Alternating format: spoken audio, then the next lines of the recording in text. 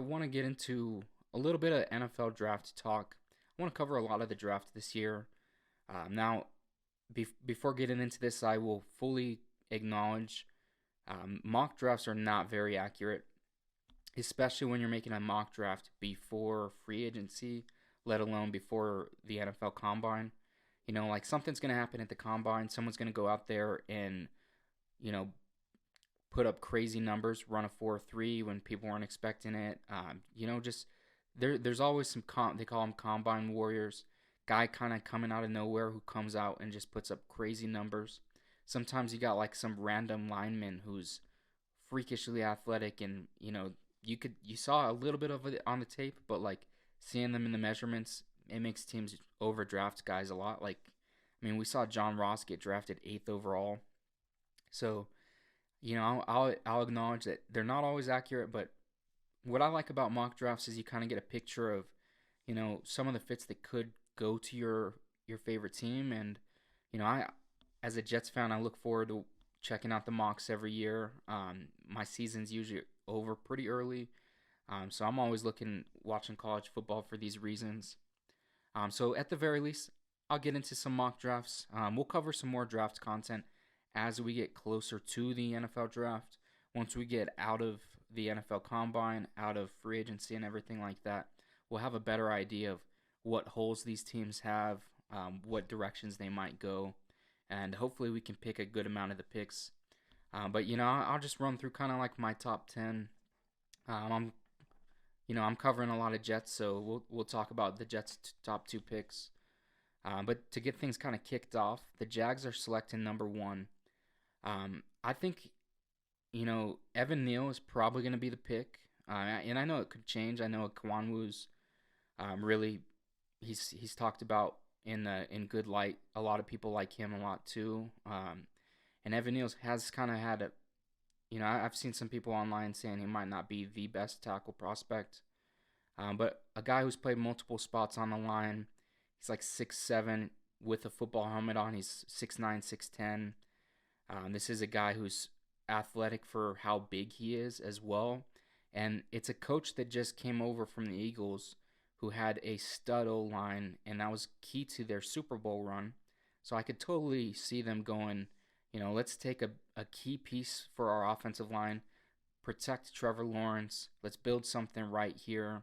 And you start off, you get Evan Neal, maybe not the top prospect in the draft, but he's certainly one of the best tackles. And pairing him alongside Lawrence for the future could be good for them. And then kind of moving into the second pick, I think Campbell in Detroit. He seems like some of these younger like defensive minded guys are, they care a lot more about the trenches, it seems like, than some other like outside positions like receiver or corner or something like that. So I think he's going to try to build in the trenches again this year. Go with Aiden Hutchinson. They can pair an elite defensive end on the defensive side of the ball. And then last year they had an elite tackle in Penei Sewell. So you're building your line on both sides of the football. And at the end of the day, that contributes quite a bit to winning football games.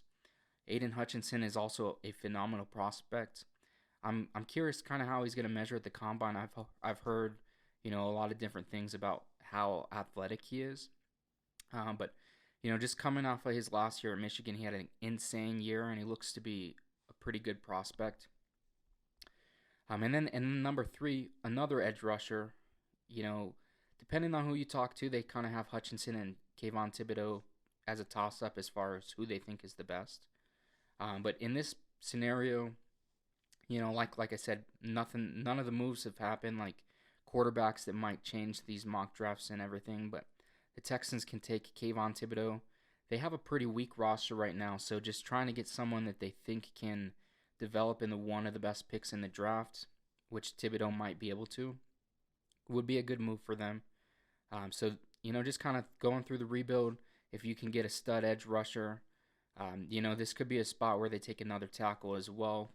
But they do kind of already have Laramie Tunsil penciled in at left tackle, so I don't know if they try to add to the O-line more at 3. They might want to do it later in the draft with the more picks they'll probably acquire when they trade Deshaun. But that's just kind of how I see it playing out right now, pre everything. And then get into number four, my Jets. I think at this point, with the way everything looks like, I think Ikwanwu is the pick from North Carolina State. Ikem Ikwanwu, Iki Ikwanwu. I think Joe Douglas and even Robert Saleh are kind of in that same mold of let's build up the front O line and let's build the D line. And you know, if there's a defensive end at this point, if Thibodeau or Hutchinson lands to four, I think that's probably the pick for the Jets. But in this scenario, the way things played out, there's nobody like that available. So I think Ikwanwu can come in. Uh, you know, if things don't pan out with Becton, he can come and start left tackle. I think things will pan out. I think Becton's the dude. He had a phenomenal rookie season, just had a freak injury year two. So I think if he can come back, put it all together year three, he can just kind of have a solid O line like Becton, Elijah Vera Tucker, McGovern at center, and then Ikwanwu, you could even put him at right guard. I know a lot of people have talked about that. Year one, you start him at guard. You know, after George Fant's done, you move him over the right tackle. He should be a good fit there. Great run blocker from, everything that I've seen and what people have said. And then this kind of opens to the fifth pick. Giants also have, so Jets and Giants have two top 10 picks. We'll kind of see how free agency and some of the things play out. I know the Giants have been rumored to be like possibly trading some of their players. They're not in the best cap space. But in this scenario, I have them taking Kyle Hamilton. I think most likely Jabril Peppers is going to leave. So they'll have a little bit of a hole at safety. And Kyle Hamilton might be the best prospect in this draft. He's kind of too good to pass up unless you have like a set position elsewhere you want to take. Like the Giants at this spot, ideally Ikwanwu or Neal would slide so they can take one of the top two tackles. Or even an edge rusher, but sitting at 5, they're probably just out of the ballpark of getting any of those things done. So taking Kyle Hamilton, a guy that you can build the defense around. He's 6'4", super good athlete, and he's a ball hawk too. He's not just like a safety who plays a lot of linebacker. He's going to cover the field. He can make plays, that's for sure. That's all he did at Notre Dame. And him coming over to the Giants give the offense more opportunities to score points. I think adding a guy like that to your defense, while it doesn't help your offense immediately, it can pay off in the long run. And then get into number 6. This could be a spot where a QB goes. I've heard a bunch of mixed reviews on who the Panthers are going to take. I think right now Charles Cross is the safe bet. They can get a franchise tackle to kind of build the line. They've got weapons on the outside. We'll see what happens. I think they could be in the market for QB. And they could also make another swing at someone on defense. I know they've invested heavily in it in the last few years. I know I've seen some people mock Sauce Gardner at this spot. I don't see them going J.C. Horn last year and then Gardner this year. I guess it's possible, but I feel like Matt Rule is probably already on the hot seat, so him doing things like that I don't know. I don't see it happening. And then for them to take a QB this high, I don't think they have the patience for, a QB that you draft in this draft. Like, if you get a Malik Willis or a Kenny Pickett, they're going to bring him in, and the way the Panthers have ran things the last couple years is if they have any kind of struggle, they're just they're ready to move on. They give Sam Darnold opportunities. They give Cam Newton opportunities. I know Darnold kind of got hurt during the season, which had a big part to do with it, but P.J. Walker, Cam Newton, kind of rotating QBs left and right. So, for those reasons, I don't think they take a QB unless they really fall in love with someone. But they probably would be in the spot to take the top QB, most likely. And then the Giants pick again, number 7. I could see, it just depends on like how much NFL teams are willing to draft a center. Tyler Linderbaum is supposed to be like one of the top 2-3 prospects in the class. A lot of people are saying he's a sure thing, the best interior line prospect since Quentin Nelson. But to me, I don't know. I just don't know if I see the Giants drafting a center at 7 overall. Maybe if they were to trade back, in the teens or something, I think it makes a lot more sense for these teams. So in this position, I think they go with George Karlaftis. They get a really good defensive end. Um, he might not be as flashy as the other guys, but the step off between Thibodeau and Hutchinson to Karlaftis isn't huge.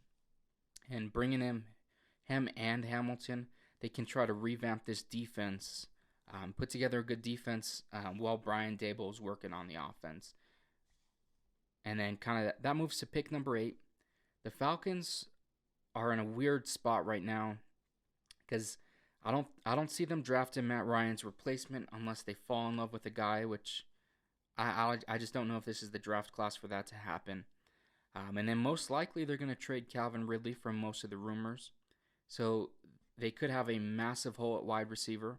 And in this case, I've got them taking Garrett Wilson. Now, depending on who you talk to, there's kind of 3 consensus guys that nobody knows who's number 1, 2, or 3. But depending on who you talk to, they vary. It's Garrett Wilson, Drake London, and Treylon Burks from Arkansas. And in this position, I think Garrett Wilson slides similarly into the Calvin Ridley mold. I think he would be a fit in the offense pairing with a Kyle Pitts, more so than like a Drake London would be. And yeah, I guess like a Treylon Burks would be a good fit as well. But in this mock, I got Garrett Wilson going 8. And then the Broncos pick number 9.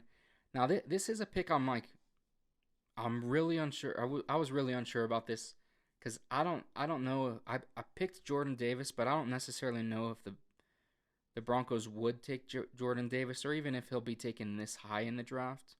I think he is a very good defensive tackle prospect. He's a huge dude, and when he's on the field, really good athleticism for his size, and he's just dominant. But Denver is most likely going to trade this for a quarterback. So who knows what team is going to be drafting at this spot. If somehow Denver does draft, I think Jordan Davis could be a good fit. Last year they showed they got Patrick Surtain the second. They got a really stud corner. They want to continue to build that defense up and be a really dominant defense. They could go Jordan Davis. And then number 10, kind of pulling back to the Jets' last pick. This is the one we got via Seattle. I've got Jermaine Johnson going at this pick. So Jermaine Johnson's kind of been rising up boards. I've seen him kind of going all over the place as early as 4, all the way down to like the mid to late teens. But Jermaine Johnson had a really good year at Florida State this year, and he had a great showing at the Senior Bowl. The Jets were able to coach opposite of him in the Senior Bowl, so I think it fits. They're able to add at 4, they get a stud guy on their offensive line, and then at 10 they get a starter on their D line. You pair him up with Carl Lawson coming back healthy, John Franklin Myers, and Quinnen Williams, and you got an incredible defensive line. And then you got more picks in the second round too. So if you want to go receiver, you can do that at that point. They could very well go with a corner or someone else like that. But in this scenario, I do think if you got a chance to get a really good edge rusher, you got to pull the trigger. But that kind of sums up the mock draft.